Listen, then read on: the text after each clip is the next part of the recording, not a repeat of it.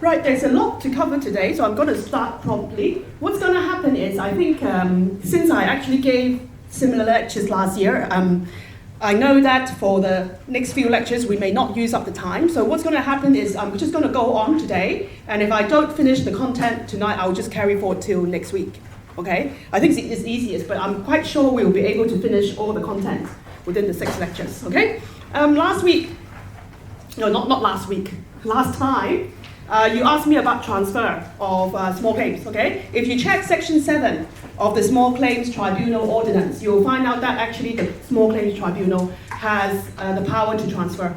Okay? And the power to transfer is not just to district court, but it's the power to transfer to the Lands Tribunal, Labour Tribunal, district court, or court of first instance. Okay, so I think it depends on the complexity, and at the end of the day, the amount of the claim, because when you start a claim at small claims, you are not represented. Okay, so if later on your claim amount changes, okay, the court has the jurisdiction to transfer. And if you read that ordinance, the jurisdiction to transfer is the court has power. Okay, so it suggests it may be the court who initiates it. Okay, which is understandable, because if you think about a small claims tribunal, the parties are not represented. Okay, so it's unlikely they will initiate a change of the forum. Okay, so likely it will be by the court, but I'm sure parties can suggest. But if you look at section 7 of that ordinance, okay, it confirms you can transfer out. Okay, so today we're talking about something else. Okay, last time we generally talked about some considerations which the parties need to think about before commencing. Okay, and we introduced the topic a bit. We talked about some of the claims and you generally, right, pre-accident considerations. Today, what we're going to talk about is at the start, okay, what you have to do, how you commence an action, how you serve that, and then what happens later. Okay, so quite a lot to cover today, and it's very procedural. Okay, so the topic may be a bit dry today in that, you know, we're covering a lot about deadlines and things like that, but you need to understand, all right? So if we go back to our lecture outline, I'm not sure whether you have the time to do the work I asked you to, but I said, you know, I recommend you to read some chapters of the book, right? And if you had done that, you will find out that actually if you commence civil proceedings in Hong Kong, all right, there are many ways. Well, there are many ways listed, okay? There are, you know, different methods to commence, okay? And I ask you what are differences, why you think there are such differences, okay? Again, my take about civil procedure is it's not an easy topic, because it's not likely you will go and sue in court every day. And sometimes the rules are difficult to understand, especially when you read it, okay? And as we read some of it last time, it's all plain English, but when all the plain English words are put together, you sometimes don't understand it, okay? And often I don't understand them. And sometimes I have to read many, many times, okay? But what I teach you here is basically how you try and understand them. And when the reason why we understand, we ask why, okay? Instead of asking what do, we ask why do we do these things? And what are these procedures for, okay? So if we look at the rules, there are many forms, okay? You can usually do it by 4 ways. Writ of summons, originating summons, originating motion, or petition. Okay? What is the difference, you ask me? All right? What are these things? At the end of the day, okay, I will tell you our course, and predominantly in Hong Kong, you only cover the first thing, writ of summons. All right? My course does not, well, in my course, I will teach you what's the difference between these originating processes, but at the end of the day, all the procedures which I teach in this course will only apply if you have a writ of summons action. Okay? For the others, right, it's not these procedures don't apply, but many of the things which I teach you will not apply. Okay? Why? I can tell you, when you choose originating process, of course you look at the rules, okay? Nowadays, originating motion is pretty much redundant, okay? If you look at the main rule, Order 5 Rule 1, okay? How you choose your originating process.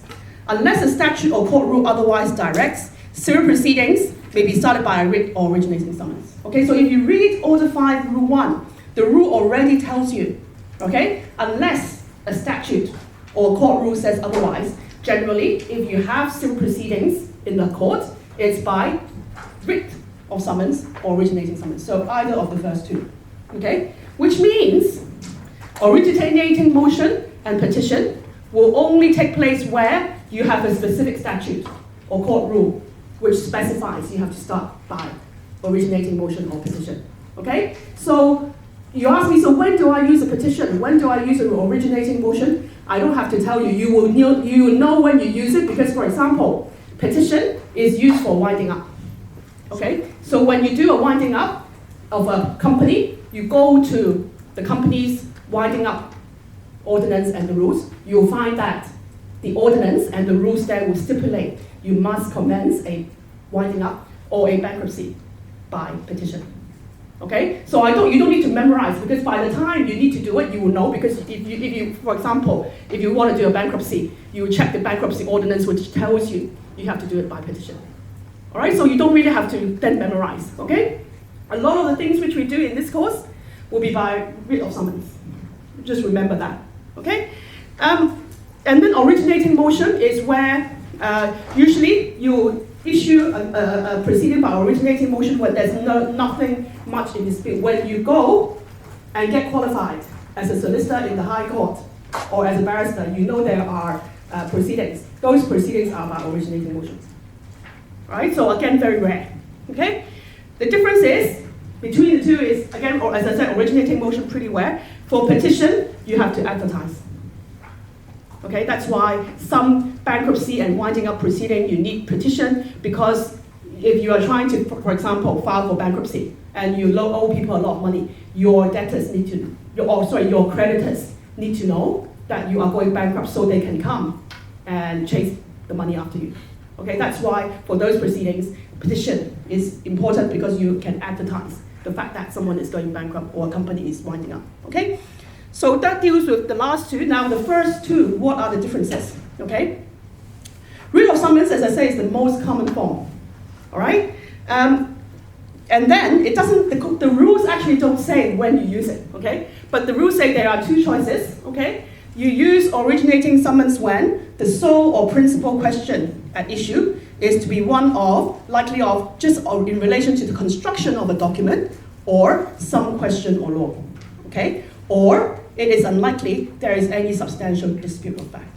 Okay, so the rules say use A or B. Okay, it doesn't say when you use A, but it says you use B if there is just one question to be decided by the court, which is usually either construing a document or a question of law.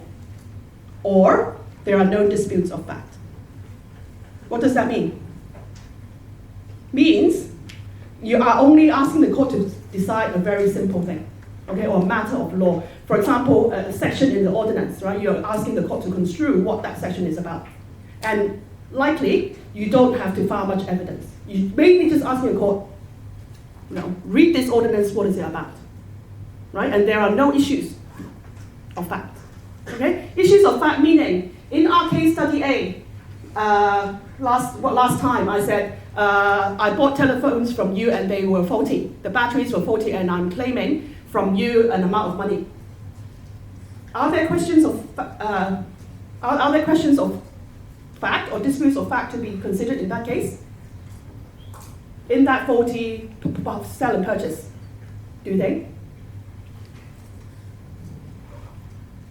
Simple contract case. Yes or no?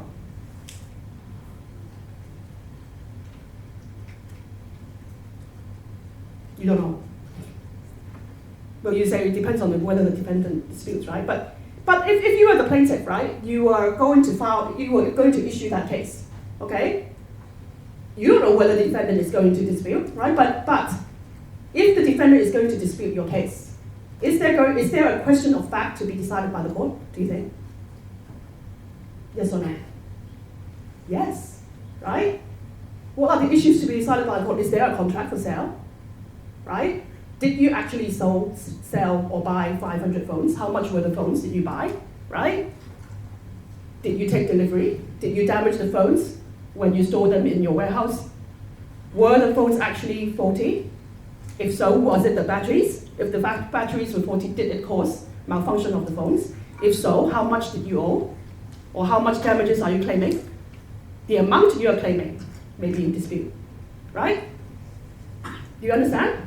So of course, when you are in the shoes of the plaintiff, of course you don't know whether the defendant will dispute your claim, right? But if we adopt the fact think about your case, right? If you're going to take it into court, what are the issues the court is likely to decide? 9 times out of 10, there will be disputes of fact or disputes, okay? And that is why you would take the writ of summons process, okay? And that's why a lot of the cases which I'll teach you in this course will be writ of summons. Why? Again, the procedure is different, okay? If you think about it, in my case just now, a simple sale of goods case where the telephones were faulty, okay? I already just now highlighted to you the possible disputes that will occur, okay?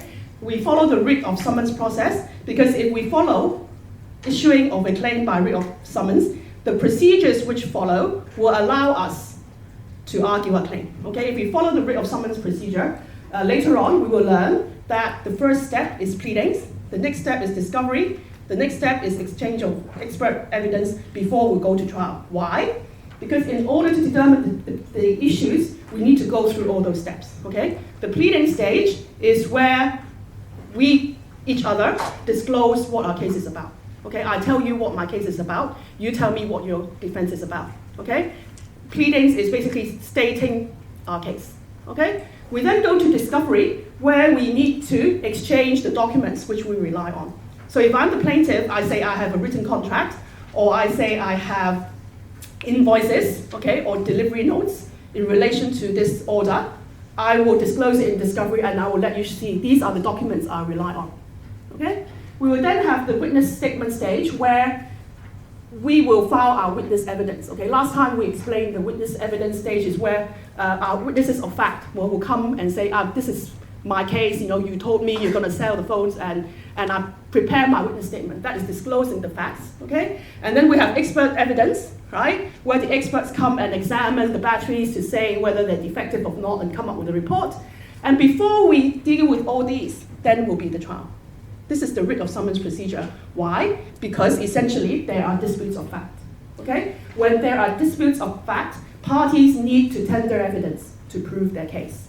Okay, remember last time we talked about, I invited you to think about if you have a case, how you're going to prove it, okay? And the reason why I invited you to think about that is because all the proof you're actually thinking about, right, you have to prepare that process for trial, and that is the writ of summons procedure, okay? And the reason why we have that complicated procedure is precisely because there are disputes of fact. I need to present my case, you need to present your case, and as mentioned last time, in an adversarial system, there are no surprises. So up front, okay, you already see, this is my sort of ammunition, right? And we all lay the cards on my table. These are my cards, these are your cards, okay? And we both know what our case is. That is why with the dispute of fact, the writ of summons procedure, there are many procedures we have to follow before the case can be ready to court. However, if you take originating summons, there are no disputes of fact, okay? What happens in the originating summons procedure is, it doesn't follow the rules which I teach you in this course, okay? If you have an originating summons case, immediately you will take out this procedure in court for originating summons, immediately there will be a hearing, okay? The court will say, come before me, I will hear you. The court may give directions, okay? But you will get a hearing date pretty soon, all right? What the parties do in relation to originating summons procedure is, they will file the originating document, and they will file what is called an affidavit, okay? A document which is sworn, setting up their case, okay? The court may give directions when they see the parties, but the hearing comes pretty soon, all right? And you don't have to do pleadings, you don't have discovery, you don't have those things because there are no issues of fact. The court just sees the papers and says, okay, this is what I'll do. Okay? So of course the originating summons procedure is more simple. Okay? But if you think about it, there are no disputes. Okay? The court is essentially determining either a question of law or construing a document. Okay? So one of the things which always goes before a court on originating summons, last time after the class, one student asked me, oh, what if I have an arbitration clause and I don't know like whether I should go to arbitration or litigation? Okay? So if you have an arbitration clause, for example, which is not clear, okay, and you ask the court to construe the intention of the parties in relation to that unclear arbitration agreement, then maybe you would just take out the originating summons. Okay, because there's no dispute of fact, really. I'm just asking the court to look at this clause which we agreed and consider whether we should go to arbitration or not. Okay? Simple thing. All right? And that is why, right? I already told you, most of the things which we do in our course is based on contract tort, there will be disputes. Okay? And as I say, the procedure which I teach you, if you read the rules, every time, like Order 24, dealing with discovery, only says on a writ of summons action. Okay? A lot of and then Order 25, about preparing the case for trial, okay, will only say in a writ of summons action. Okay? So most of the things I teach you in the course will apply to writ of summons actions. Okay? If not, I probably won't need to teach you about it. All right? So this is the form of originating process. Okay? So understand the reason for there to be difference is because if you have a disputed case, okay, there are more procedures which you need to comply with before you go to trial. Is that clear?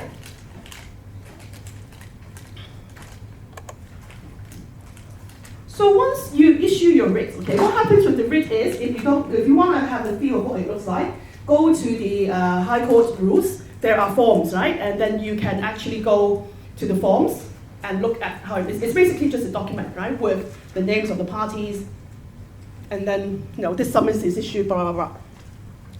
What you do when you issue the writ is you prepare the document, you go to the High Court or the District Court registry, okay, you pay an amount of money, and it will be issued for you. It will be sealed with the seal of the High Court, and then it will be valid for 12 months. Okay? What is meant by that? Okay? Once you issue a writ, your action is issued, but it doesn't start yet. All right? Your writ is issued in the High Court. There is a record, the fact that you issued the writ, so you get an action number. Okay? In a normal High Court action, it will be HCA, and then it will be 1, 2, 3, 4, 5. Okay? It's now January, so maybe if you issue your proceedings today, maybe it will be like HCA 24 of 2020, something like that. But your proceedings does not start yet. Okay? Your proceeding will only start when you serve it. Okay? Service of proceedings mean actually you give notice to get a sign. It requires you to physically deliver the writ to your opponent. All right? And you have 12 months to do that. Okay? This is the validity of the writ. What if you wait for 12 months and 1 day? Can you do it? No. Okay? If you wait too long, if you wait and the writ has expired already, you need to issue a new writ, or before the expiry date, you need to go and extend the writ. Okay? And then you ask me, then why do you want to issue if you can't serve?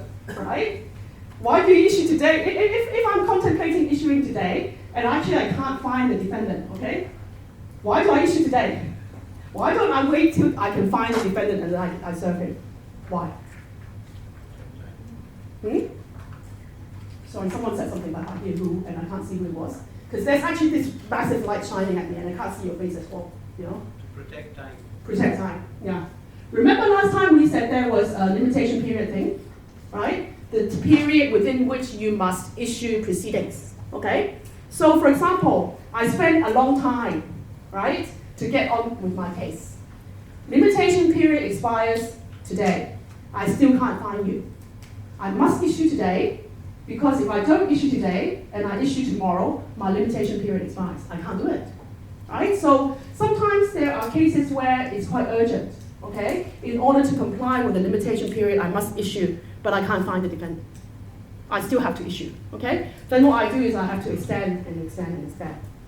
Because sometimes it takes a long time to actually investigate the case, okay? And maybe I still don't know whether I want to pursue. So what you can do is you can issue the writ first to protect the time from running, and then carry on investigating. And then you have another year in which you must then decide whether you want to proceed, okay? So the writ is valid for 12 months unless it's extended by the court. So it means you must serve it on the defendant within 12 months, okay? If you don't serve it, as I say, you may extend, okay? But the writ will not be extended unless a good reason is shown, okay? The Grand Pacific case, which I have set up here, basically states that the difficulty or unsuccessful attempts to locate the defendant is a good reason. Okay, so if I can show the court that within the 1 year, I have made many attempts to serve the defendant the writ, but I was not able to.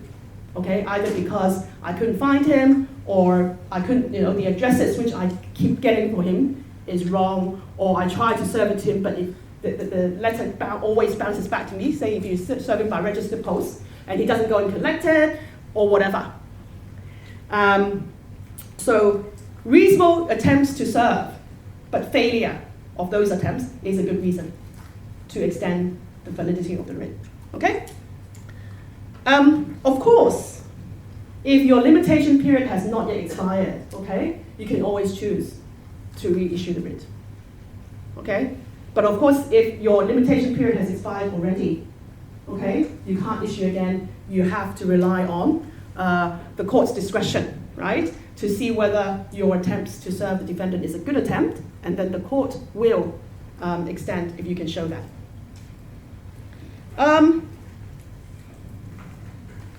So in relation to the test, okay, the Pacific Electric Wire sets out the test for extension of the validity of the writ beyond the limitation period, right? Because of course, if it's within the limitation period, it's quite easy, right? Because you could have issued the writ anyway. But beyond the limitation period, right, what the court will look at is, first of all, do you have a good reason for not serving? And then, if you can show you have a good reason for extension, the court will then exercise its discretion and look at factors. For example, is there hardship, okay, or is there prejudice to the defendant? Okay, and it's a matter of discretion. Is that clear?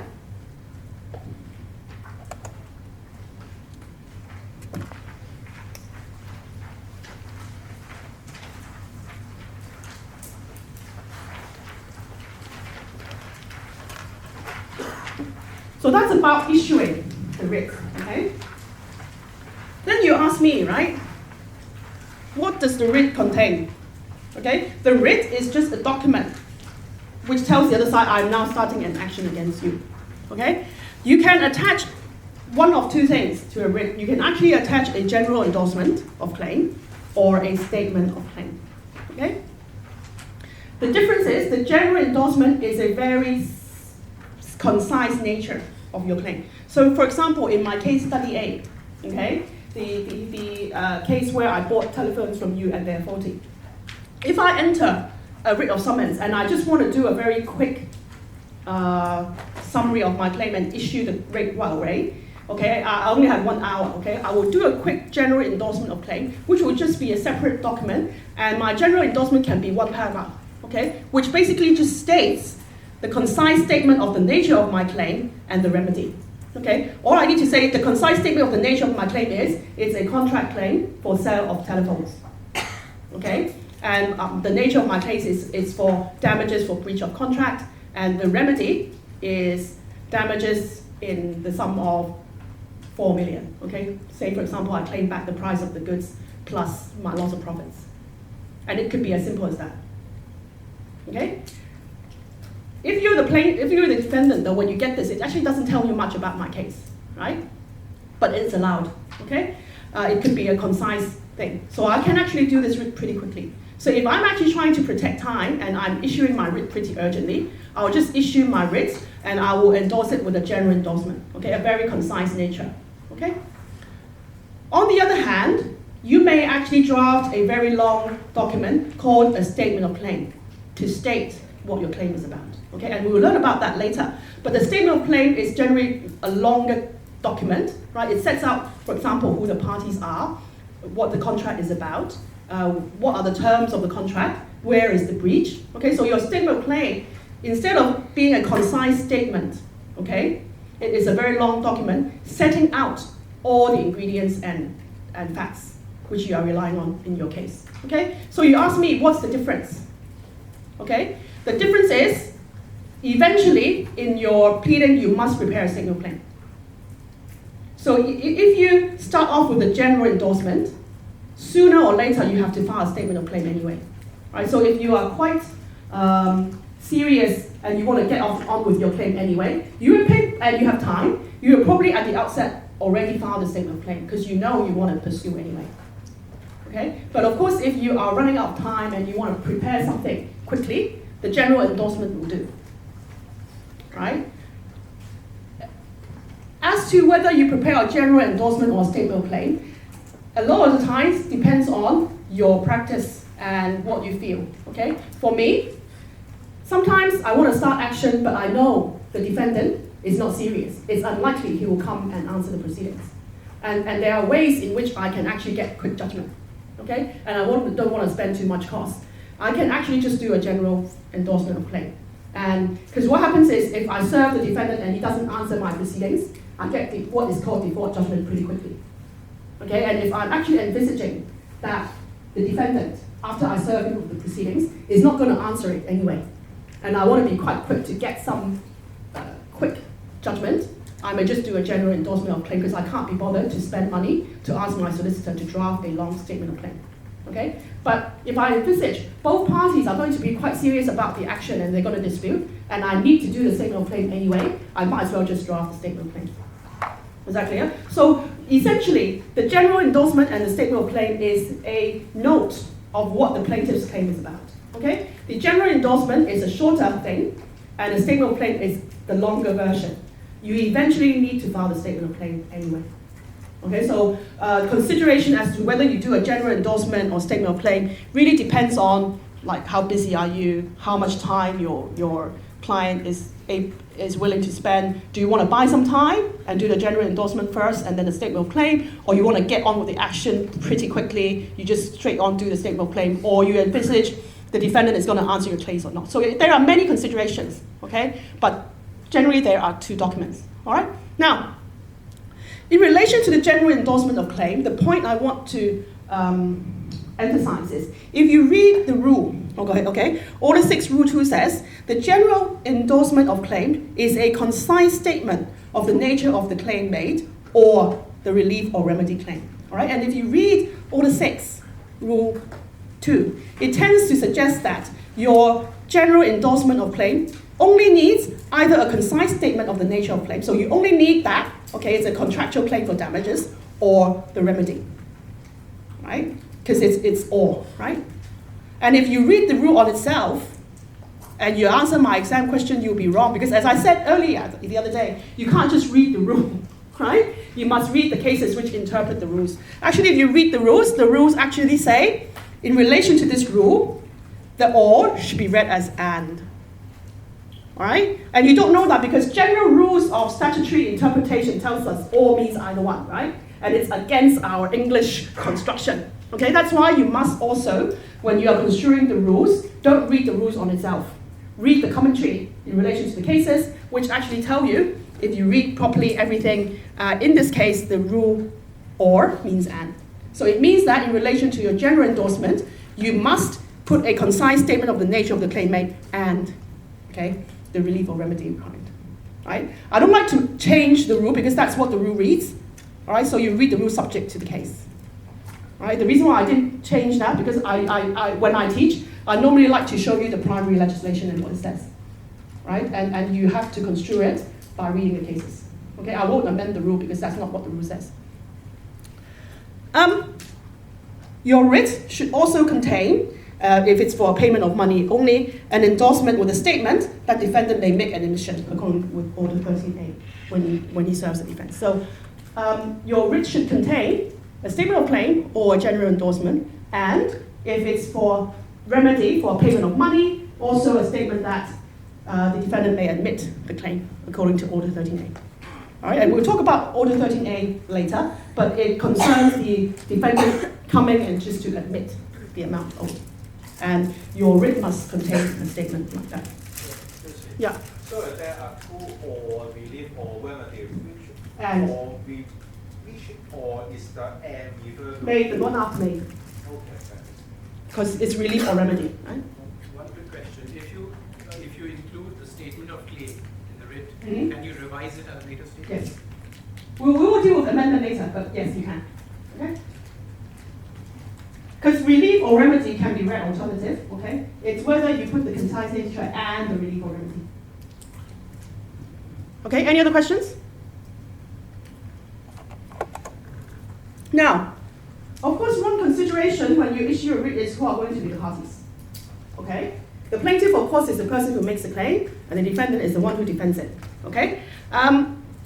There are different considerations. It's very easy if you just have a natural person. Okay, Mr. Chan against Ms. Lee, two people, right? The natural people.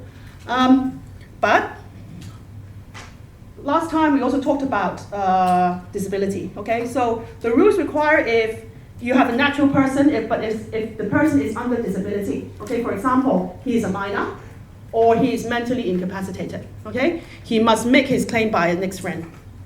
Next friend will be instructed or can be appointed by the court, or usually if say you have a minor and you want to start a claim for him, his next friend will be the one who will give you instructions, because the disabled person can't give you instructions anyway, right? So he'll be acting by someone in relation to a minor. Usually will be his parents or guardian. Okay, in relation to a disabled person, it will usually be a relative or someone who will act in the best interest. Okay, if it's a disabled adult person, okay, usually under the mental health ordinance, the court would have appointed a guardian for him anyway, and it will usually be that legal guardian of the disabled person. All right, and if it's a minor, usually it will be the parents. Okay, and they must act by a solicitor. Why? Why can't I sue for my children in my name without solicitor? Do you think?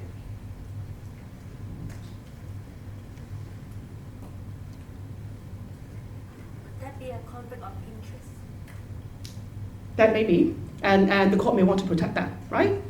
All right, because the thing is, as you say, if there are two people, right, involved in a relationship, there's often conflict. Right? The court wants to make sure the interest of the minor is protected, right? Because, for example, if my child, touch wood, right, I have two children. If my son, well, I don't have a son, okay, I have two daughters. So if my son, I don't have, and I won't have, is injured in an accident, right? And I want to sue because I'm such a good PI lawyer. I want to sue whoever ran him down, right? And I issue proceedings for him.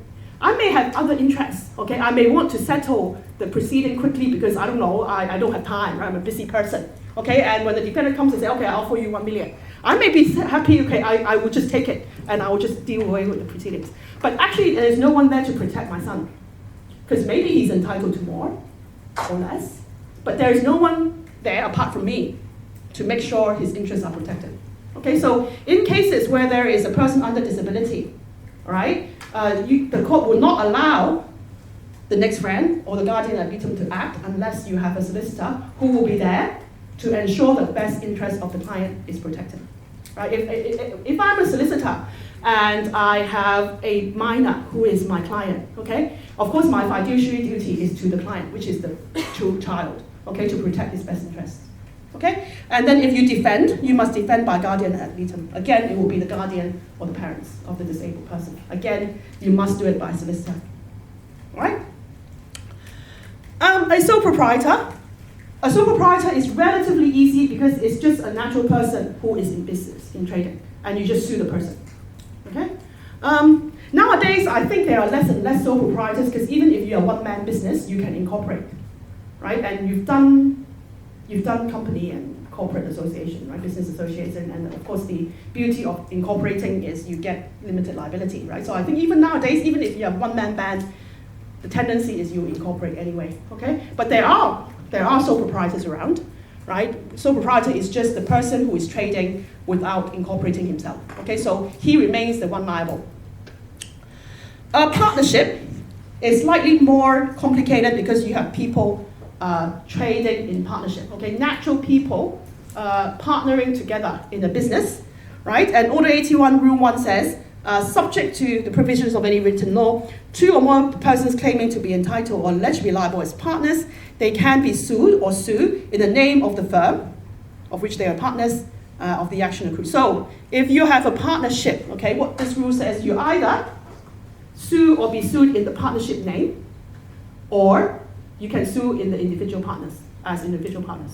Okay, so for example, I have a law firm and I have 10 partners, okay? I can actually sue in the law firm name, okay? ABC & Co. Or be sued in the name of ABC & Co. Or I can list all the partners. If they have 20 partners, I can list all the 20 partners. Or I can sue in both. I can sue ABC & Co. and then list all the partners. Is that clear? And I'll talk about that later.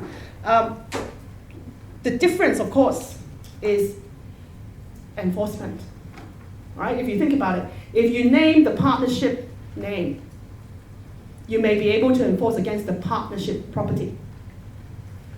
Okay? And if you name the partners as well, you may also go against the partner's property. Right? Because if it's a single person, it's easy, okay? I am the only person doing the business and I'm me, and my assets are my assets. Right? But in a partnership, it's slightly more complicated because you have me and my property. You also have my partner and his property. We also have partnership property. Do you get what I mean? So that is the issue here. Okay, whether you sue the partnership business or the partners individually. Okay? Of course, the most foolproof way is name everybody under the sun, right? Name the partnership and the partners, right? Body corporate, as you know, the body corporate is a distinct legal entity anyway. So if you have a company, you just sue and be sued in the company's name. Okay, that's perhaps the most straightforward. Okay, but remember, if you have a company who is suing, again, you can't sue by the company acting for itself. All right. If you are commencing proceedings as a company, again, you must instruct solicitors. Okay? You can actually dispense with solicitors, but usually the court will not allow it. Do you know why? Why must a company sue with solicitors? If I'm a director of a company, right, of my own company, I'm a lawyer anyway, why do I have to instruct solicitors? Can't I act on my own?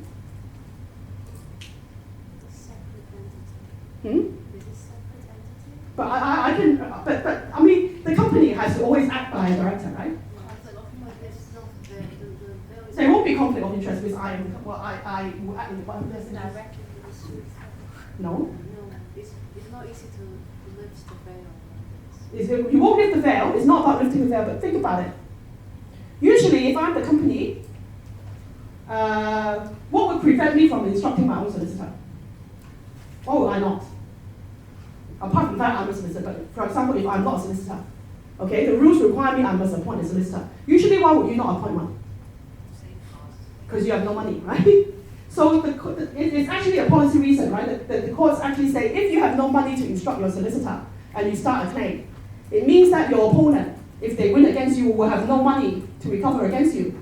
So it's actually, the courts feel it's unfair, okay, for a company who has no money to even instruct a solicitor to put the other side at risk. Right? So that is the policy. And if you read the Lao Ji Chang case, that's what the court says. Okay? At the end of the day, is it right or wrong? I don't know. Right? I tend to believe that whether you have money or not, if you have a right to sue, you ought to be able to sue, irrespective of whether you can. But usually, this rule can be get around if you get leave of the court. Okay, so you need to apply to the court. If you're a company and you want to sue without a solicitor, you need to make an application to the court and explain to the court why. right? My experience is the court, if you have a good reason, and sometimes it is, I'm lacking funds now, okay? The court generally allows it to a certain stage, okay? But the court will not allow for the entire proceedings usually. Right? So if you say, at the moment, I'm lacking funds, but I will come into funds later, I will instruct later, usually the court will allow up to a certain period. My experience is the court is unlikely to allow the company to act on its own throughout the entire proceeding. Right? But of course, if you're a defendant, it may be slightly different. Because if you're a defendant, you don't choose to be sued. Right? Right? Because I always tell people, any day, any time, if you have $1,045 to issue the writ in the High Court, you can go and issue it. Right? Because no one will stop you. Of course, if you issue proceedings because you have no reason, of course there are things which the defendant can do, right, to strike out or whatever, okay? But usually in Hong Kong, the defendant actually has no choice, okay? I can tell you, if you have $1,045 you want to spare, you can go to the High Court tomorrow and issue a writ against me, right? Of course, I will defend it, okay?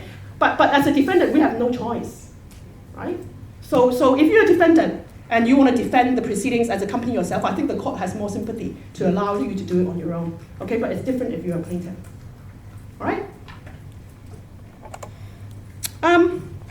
Just quickly, the court, to prevent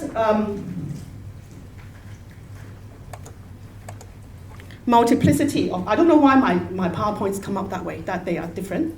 I think it's my daughter, she's a secondary school student. She always plays with the animations in my slides so that they come out at different times. Usually my slides, they will just come out at the same time, okay? But I don't know why. Sometimes it's funny.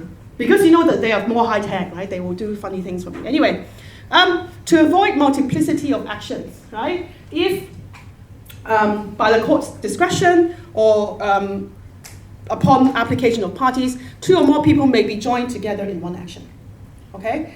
What is the consideration there? You think, okay, if separate actions were brought against each of them, is there some common question in all the actions? And is the relief claim arise of the same transaction?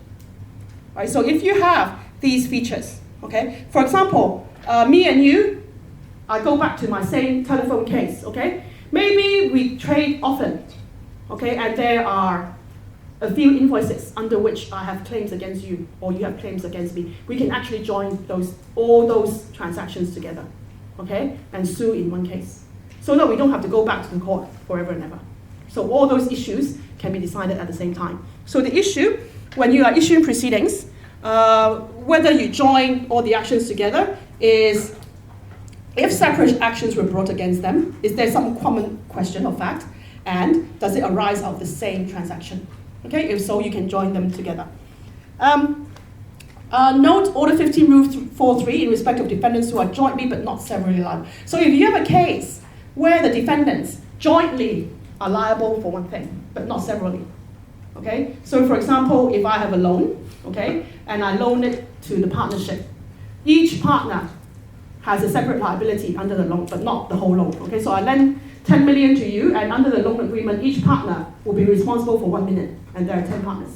They are responsible for the loan jointly, right? But not severally. Okay? Because they're each only liable for 1 million. In that case, if I start the action against some of you, but not all, okay? Order 15 Rule 4.3 says, the court can stay the action until I add everybody. Okay, which is again common sense, because if they are liable jointly, right? Of course I need to sue all, right? I shouldn't sue just a few of them, okay? And that's what Order 15 Rule 4.3 says, okay?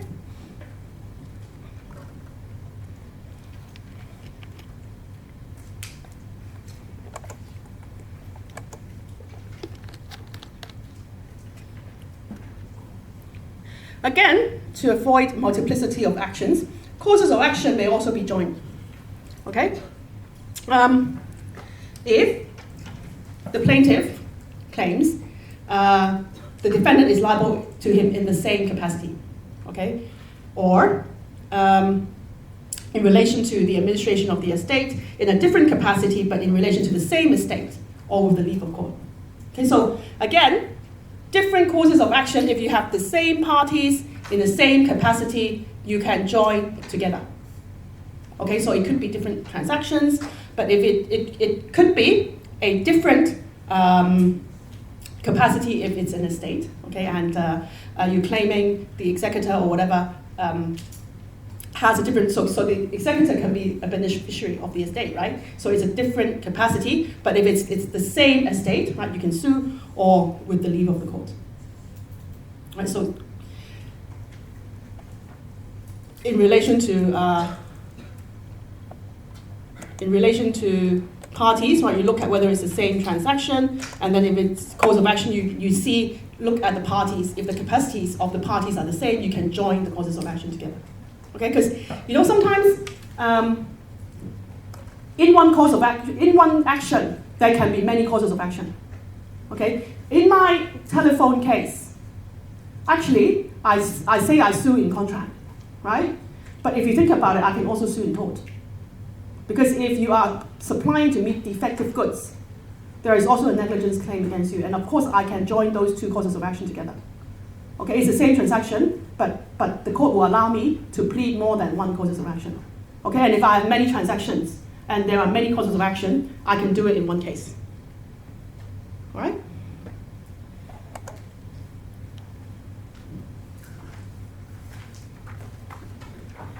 So that is the writ, okay, what it contains. Now, unfortunately, I don't have the time to show or teach you how to draft it, okay? If you're lucky or if I'm lucky, and I get to teach you in the PCL next year, that's what we do. In the PCL course, I teach civil litigation as well, and in the PCL course, I will then teach you how these things look like and how to draft it, okay? But unfortunately, in the LLB course, we only teach you the knowledge of what this is and what that is, okay? I can assure you PCL civil procedure is much more interesting because we actually do the work, okay? It's much more dry when I tell you why we do it and why not, okay? But the writ, okay, essentially remember, okay, is to issue proceedings valid for 1 year, okay? Either you attach a general endorsement or statement of claim. The big important thing we need to learn, however, is service, okay? As I said, there's no point just issuing the writ in the registry, all right? Your action does not physically commence until you validly serve the writ, right? Service is actually quite an important concept in civil procedure. And it is the reason why we need to serve things. Serve just means deliver, okay? Give you something. Is the notice thing, right? Because of this adversarial process in our court, right? The other side needs to know that you are suing him before we can start proceedings. And this is what service is all about, notice. Right? That's why when you see court orders all the time, you have to serve. Once you issue something, you have to serve it. Okay, serve means just bringing it to the attention. Okay? Lord Green, Master of the Rolls, right? 1943 case. In my opinion, it's beyond question that failure to serve process, where service of process is required, goes to the root of our conceptions of proper procedure litigation. Apart from proper ex parte proceedings, the idea that an order can validly be made against a man who has no notification of any intention to apply for it has never been adopted in this country. Okay? The idea that, okay, you can make an order against someone who does not know about it, right, is against what is adopted in the country. Of course, that's a UK case, but the same applies in Hong Kong, right? That if you want to make someone liable for an order, the other side needs to know, okay? The concept here about ex parte we will learn, okay, but I want to explain it now because I may mention it time and again. Usually in our court, okay, we have a hearing before the court. The jargon is an inter partes hearing, okay? Inter partes just means that all the parties are there before the court. Okay, so for example, in a case where there is one plaintiff and one defendant, okay? The hearing, which is usually an inter partes hearing, the plaintiff will appear, the defendant will appear, okay? Inter partes. It is between the parties of the litigation, okay? Ex parte then means only one party appears, right? And there is justification for that, and we'll learn it later. But every time when I mention the word ex parte, it means only one party appears before the court, okay? Yeah?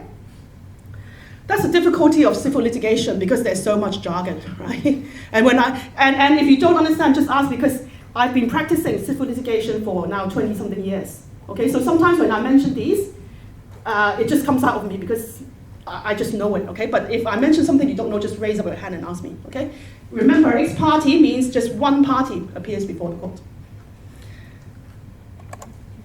Now, I then asked, so how do we serve proceedings? The difficulty with service of proceedings is it's actually different.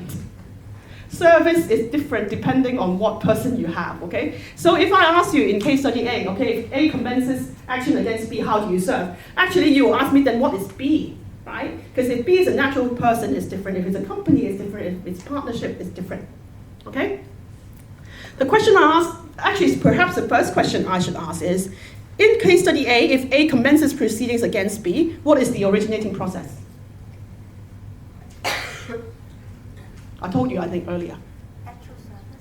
Now, what is the originating process? Out of the four things, writ of summons, originating motion, petition. What is the process you have to serve? Writ of summons, right? Then how do you serve it, okay?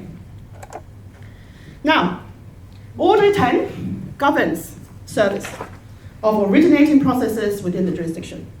And it says, Order 10, personal service, okay? What is personal service? Personal service means I see you, I personally give you the writ in person. Okay? So I have to see the person. I have to tell the person, this is a writ, or this is a court document. Okay, so the person who I actually serve on the defendant, so I have to go and follow him, I don't know, wait for him. Okay, I know he lives here, so I wait outside this building, and I personally serve him and say, Mr. Chan, here is a court document, and here it is. This is called personal service. Okay, it still happens. But in practice, I don't do personal service anymore. When I was a trainee, sometimes our partners ask us to go to serve, ask the trainee to go and do personal service. But anyway, the rules require you leave the document with the person who is to be served to tell the recipient what the document is. And if he just runs away, you have to leave it near him.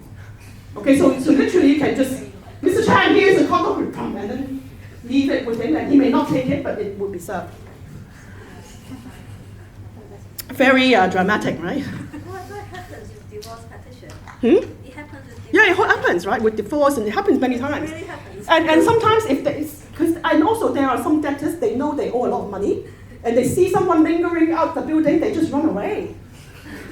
Right, and he will argue, no, I never saw it. Because the issue about service is, if you don't get the service, right, and you don't answer, I may get default judgment. And that's why there's always argument in the case. It's very interesting in the court, argument about whether it's properly served.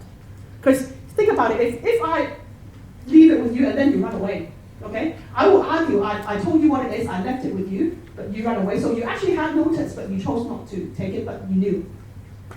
And then you did not answer, of course you did not answer the proceeding because you didn't take the document, okay? Within a certain period of time, if you did not answer the proceeding, I can actually go to court and get what is called a default judgment, okay? I get the judgment because you did not appear in court, okay? And then when you know I got the judgment before you, you will then go to court and say, oh no, I want to set aside this default judgment because I didn't get notice of the writ. And then you will argue, no, I didn't hear her, I ran away already. So there are actually a lot of cases dealing with whether service is proper or not. Okay? That's why I spend some time dealing with it, okay?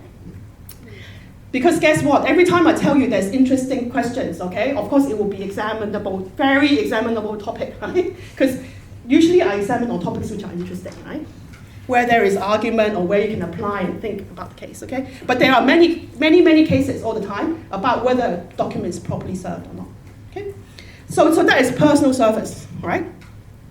Now nowadays, generally, because I'm lazy, and I don't want to send my trainees or my staff to personally serve people, and it actually takes a long time to wait around for people, right? And you can't serve in the court premises.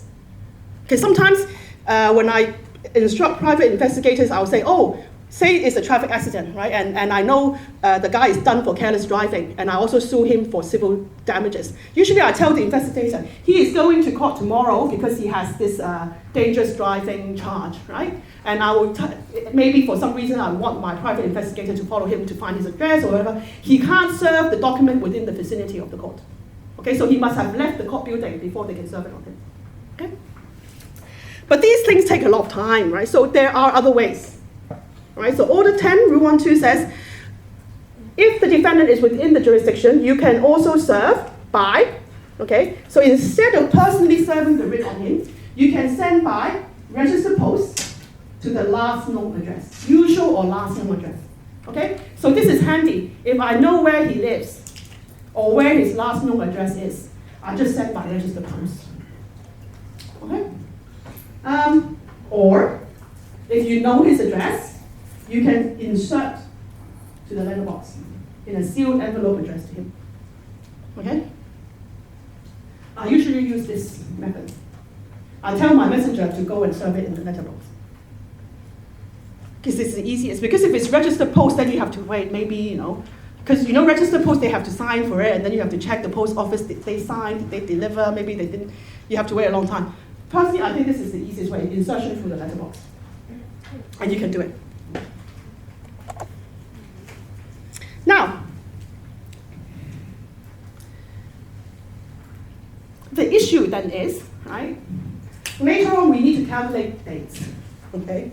The general rule is, once I serve the writ on you, you have 14 days to file what is called acknowledgement of service, okay? To tell the court, court, I know about this, and I'll come and defend, okay? It's called an acknowledgement of service, and you have to file it within 14 days, okay? That's why, when we are doing this, we also need to know when it's served, because it is only when it's served, then I count 14 days, okay? So actually, if you're counting the days, personal service is easy, because if I personally serve it to you today, I count the 14 days from the day of service. It's easy, because I actually served it on you today, and there is no dispute about when it's being served, okay? The problem is, if I serve it by registered post, or insertion by letterbox, which I perceive is the easiest way, right? We actually, as a plaintiff, I don't know when he actually got it, right? Right? Because if I send, maybe my registered post is easier because you have a record, right? But for example, if I choose what I perceive to be the easiest way, which is to insert in the letterbox, actually I will have no idea when you get it.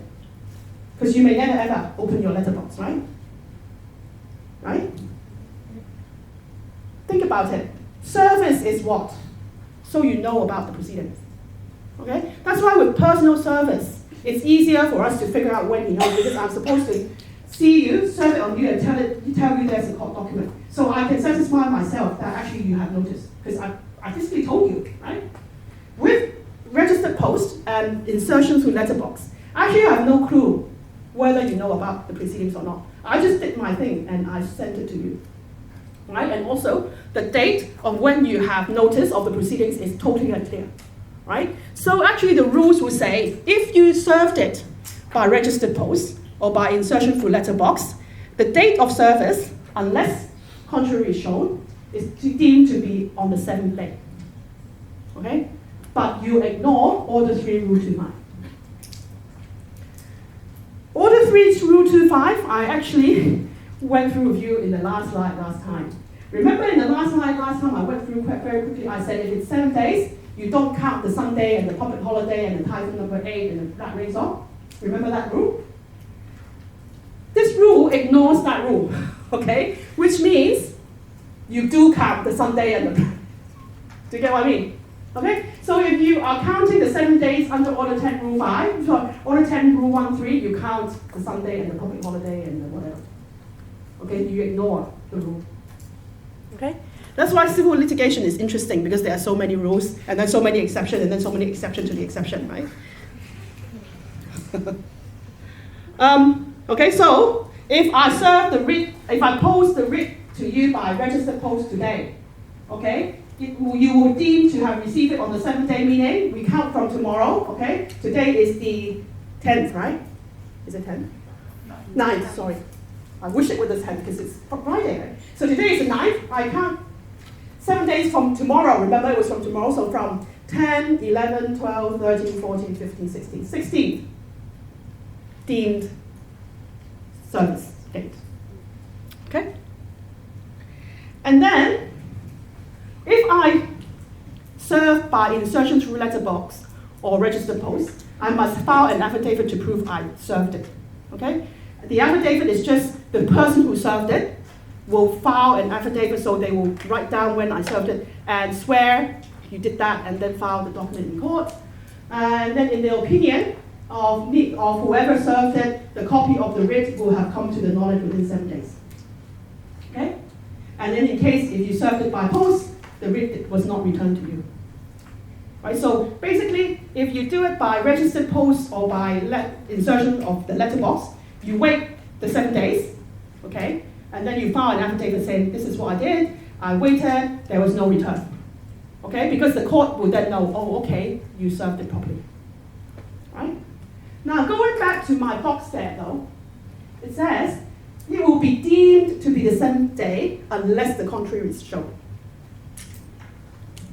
What can you, if I ask you, what is meant by unless the contrary is shown? Think about it. What can I say? What can I,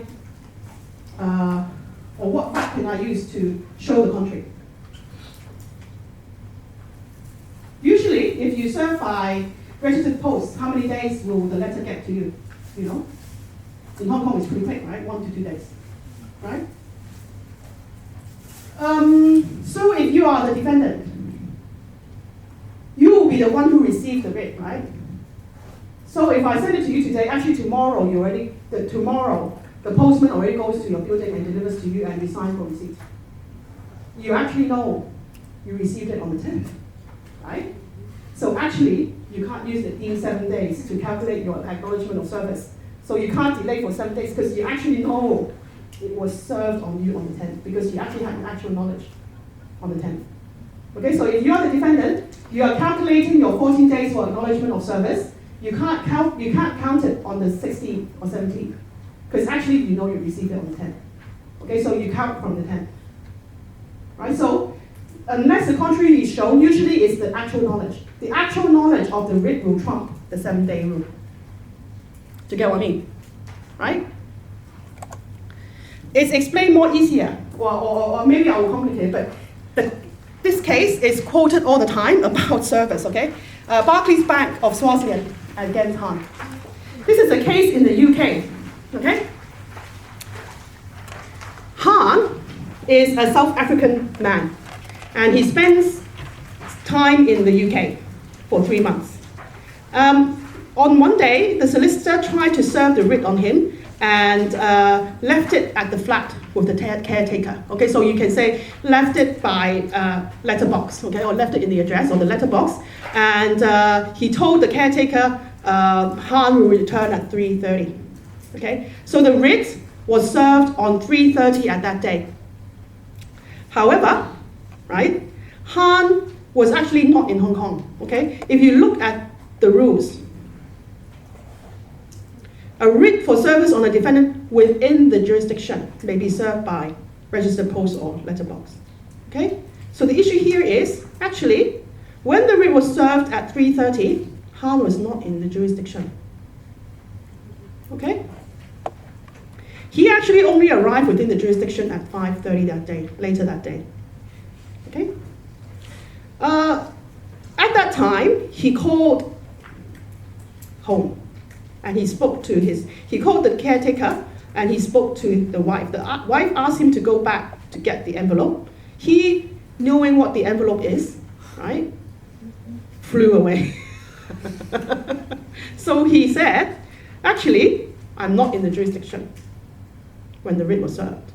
Okay, so remember, right, the rule earlier said you can serve by insertion through letterbox or if he is within the jurisdiction, okay?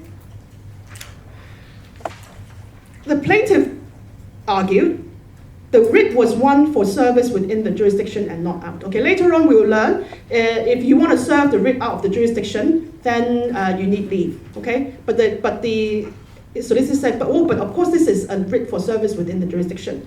Therefore, I fulfilled, okay? But the court actually said, no, it's not about whether the writ was one for service within the jurisdiction. The words within the jurisdiction mean whether the defendant is in the jurisdiction, okay? So the words within the jurisdiction apply to the defendant and not about the writ. Therefore, when the writ was served, he should be within the jurisdiction. Now remember the facts was, he was only in UK at 5:30. So actually when the writ was served, he was not within the jurisdiction, right? But, okay, it actually, unless the contrary is shown, refers to the defendant's knowledge of the existence of the writ. Okay, so here, the time of the service was when the defendant had knowledge of the existence of the writ while he was in the jurisdiction. Okay, so the defendant actually had knowledge of the writ in the jurisdiction when he was in Heathrow, when he called the caretaker. Okay, so here the contrary is shown because of the actual knowledge he had of the writ. So 7-day rule does not apply.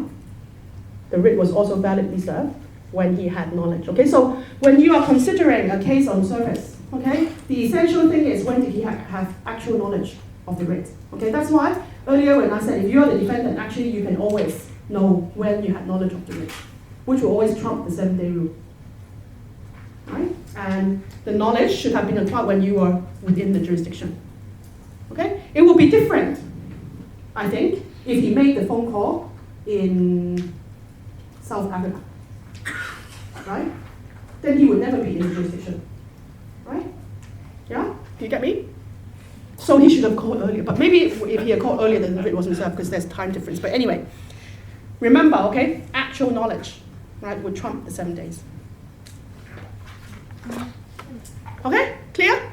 So think about it. If you are serving on a natural person or a sole proprietor, it's the same. You serve by personal service or registered post or insertion through the letterbox. Okay? If you use the registered post or insertion through the letterbox, remember the deemed service will happen within 7 days. But the 7 days you also count the public holidays.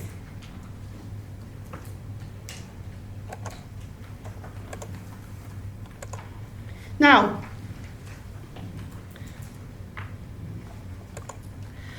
I don't want to spend too much time on the debate because I actually don't have too much time today, but if you're interested, there are some arguments, okay? Whether the personal service methods in Order 10, Rule 1 apply to limited companies, okay? And if you're interested in that debate, read the textbook, right? Where they are talking about service on companies. Can you personally serve a company, and can you serve by registered post? Can you serve by insertion through letterbox? For me, you just read section 827 of the company's ordinance. And it says, a document may be served on the company by leaving it at or sending it by post to the company's registered office. Okay? And section 8 says, unless the contrary is proved, service is deemed to be effective when the document is delivered in the ordinary course of post. Okay? And if you look at Order 10, Rule 17, the rules for personal service is subject to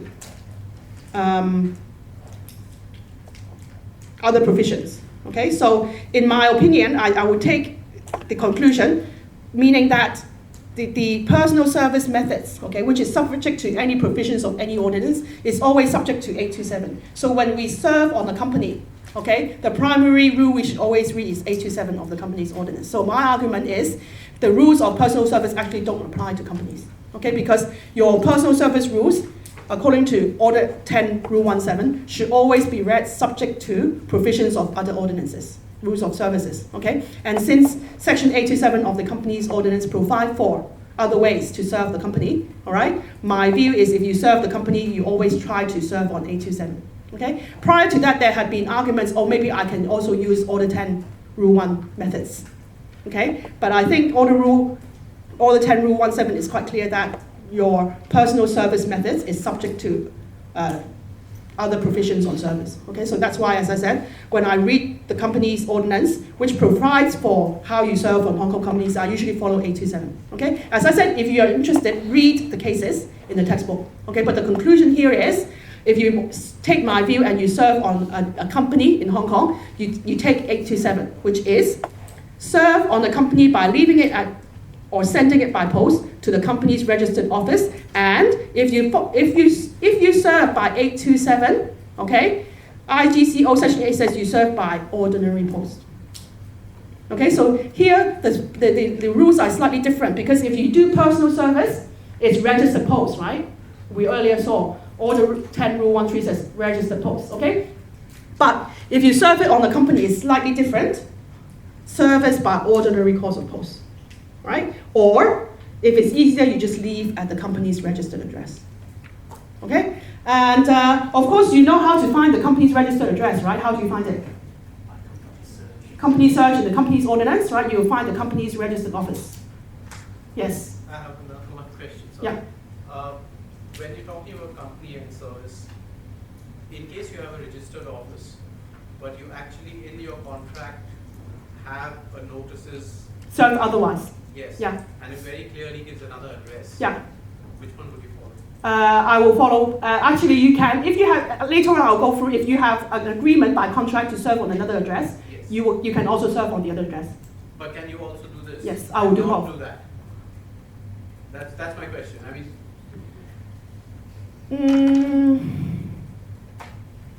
Are you suing in relation to the contract though? Yes.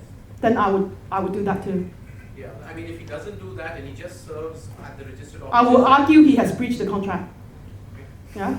But will it be deemed served? I think you have to argue it in court. Okay. Because arguably, I mean, under the proceedings, you would have served it under the rule, under Section 827, okay? But the other side will say, if I were the other side, I would say you have breached the contract notice, okay? I don't know what is the penalty on that, but if I were the plaintiff suing, I would be absolutely safe. I've served it on both addresses. Yeah, I think. Because otherwise, it's still arguable. Yeah, I think. But anyway, that's quite an interesting question. But anyway, going back to here, my question is, if you're registered, sometimes the thing about service on registered address is sometimes what you say, actually it's not because there are many accountants or solicitors offices in Hong Kong which serve as a registered office address, but we never ever see any trading going on there, right? Right? Those of you working in solicitor firm or accountant's firm will know. If you go to a solicitor's firm, there will be like a sign with like registered office of ABCEFG, right? And that office is never there, right? It may have a trading address. But the rules say it doesn't matter. Okay? The proceedings will be validly served if you serve it on the registered office address. Sometimes, all of the time, right? When I sue a company which is going down in business, I always ask my trainee or my messenger to go and visit the registered office address, and 9 times out of the 10, the registered office has nobody there, or you find that they have moved out already. Okay? But you still go to this company search and you find actually that is still the registered office address. You still serve them. And it's fine. Okay? The reason why I do that is something to do with how I will start my proceeding. Okay? Before proceedings, if I ask my messenger to go to the other side's registered office address, I find there's nobody there. I will still serve it because according to Section 827, I can validly serve on that address. I will start proceedings.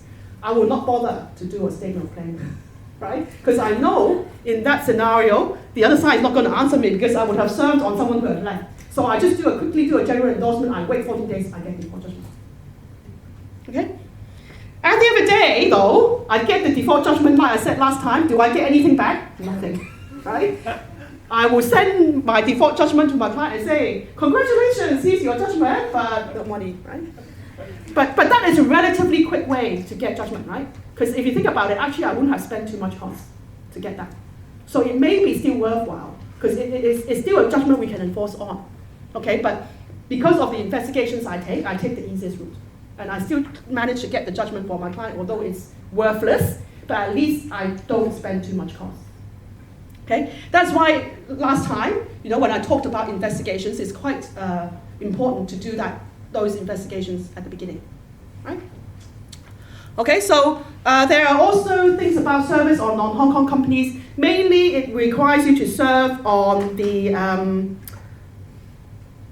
authorized representative. Okay, because if you are a non-Hong Kong company, but you register under the company's ordinance, there should be an authorized representative who you can serve on. Okay, so read that. Now, service on partnerships. If partners, as I said, they can be sued as individual dependents or they can be sued as a partnership, right? At the end of the day, I think it depends on how you want to enforce. Okay, if you look at Order 81 Rule 3, which governs service on partnerships, if the partners are sued in the name of the firm, okay, then service can be affected on one or more partners. Okay, so if you sue in the firm's name, okay, ABC and Co, for example, you can affect service on any one or more of the partners, right? Or you can serve at the principal place of business in Hong Kong on a person having control or management of the partnership business, or you can serve by registered post to the firm at the principal place of business. Okay, so if you have a partnership, seems that there are more people you can serve on. Okay, not more than one, so you can serve on one or more of the partners, or serve at the principal place of business in Hong Kong of the person who has control, or you can, so the person who has control or management doesn't necessarily have to be a partner. Okay, so if your partnership business has like a managing director who is not a partner, but he has control or management, you can serve on him.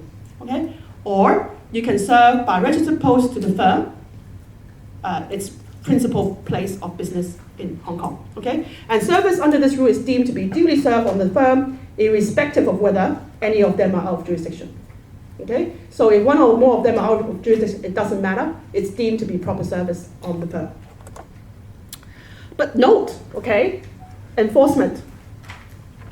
When you are enforcement, meaning when you are trying to enforce a judgment in your action, okay, you may enforce a judgment against a partner or an individual partner if the partner acknowledged service of the writ as a partner or admitted he is a partner. So as I said earlier, if you are suing against a partner, okay, the enforcement can be against the partner individually or the firm, or both, right? What is required though is he had acknowledged service as a partner or admitted he has a partner, right? So the important thing here is actually when you name the defendants in your proceedings. If you want a partner to acknowledge service as a partner, the easiest thing is to name him in the writ too, right? Because if you just name the firm, it will just be the firm answering. And arguably, if he did not admit he's a partner, nor did he acknowledge as a partner, and it's only the partnership business which returned the acknowledgement of service form, you can actually, according to this rule, you can't enforce on the partner property, the partner's individual property. All right, so the most foolproof way, I think, if you are suing against a partnership is not just to name the partnership, but name the individual partners as well. Okay, or unless you have a very rich partnership. Okay, but at the end of the day, you want to be able to maximize the enforcement, right? So do that. Okay, otherwise you will probably unlikely to get an admission he's a partner. Okay, but you want him to acknowledge service as a partner. Okay, Order 81 Rule 5.3 also says you can execute or enforce a judgment against any member of a firm, but if that person is out of the jurisdiction, okay, you can't do that. Okay, so Order 81 Rule 5.3 says execution to enforce a judgment against a member of a firm who is out of the jurisdiction. You can't do it when he is out of the jurisdiction, unless he acknowledged service of a writ as a partner or was served within the jurisdiction as a partner or is given leave. Okay, so again, right, not just you must issue the writ in his name, right? He should have also been served in the jurisdiction as a partner. All right, so I guess my conclusion is, although if you are issuing against a partner, if you are issuing proceedings against a partnership, you can always just name the partnership name, ABC and Co, and serve on the principal place of the business, right? When you go to enforcement, okay, you will find that your enforcement ways will be limited to the partnership property only if you do that. All right, so when you issue proceedings, you need to go a step further and consider, okay, whose property do I want to go against? Okay, so if it's the partnership property you want to go against as well, the easiest way is also to name the individual partner in the writ and serve him personally in Hong Kong. Okay, again, personally serve someone is the same as Order 10 Rule 1, which we went through, either personal service or service through letterbox or service through registered post. All right, is that clear? So I guess the rule which you should remember regarding partnership is when you are deciding who to name the partnership and the partners, and when you are serving, serve the partnership and the individual partners in Hong Kong. So that later on, when you go and enforce any judgment, you can have the maximum benefit of everybody's property. Is that clear? Under Order 10, so there are other ways of service, and the method you mentioned is also there. Okay, so if you can't find the defendant, but you know his solicitors are on the record, actually you can write to the solicitors and say, do you confirm you accept service of the proceedings on behalf of your client? If the solicitors say yes, then you can serve on the solicitor. Okay?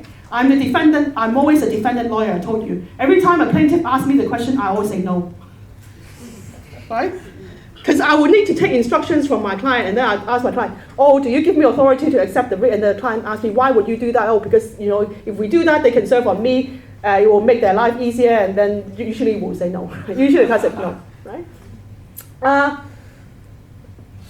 Irrespective of how you serve, okay, if the defendant has acknowledged service himself, okay, that's proper service. Okay? You can also serve the writ pursuant to a contract. Alright? So the answer to your question is yes, if they serve pursuant to the contract, it's proper service. Okay? But if they did not, of course your question is if they did not, yeah? But I guess, as I said, the proceedings will still be valid. It's whether they will sue you for breach of contract, I think, is the issue. You can also serve on an agent if you have an overseas principal. Right? This is where your principal is out of Hong Kong, but you want to sue in Hong Kong, you can serve on the agent. And then Order 10, Rule 4, governs service of writ in certain actions for possession of premises of land. If you want to issue proceedings to get possession of land, okay, the service also requires you to actually stick the notice on the door of the land to which you are claiming possession. Okay, so that's what Order 4 says. Right? Okay, so these are the other methods. Let's break now for a while. Let's come back at what time? 8:40?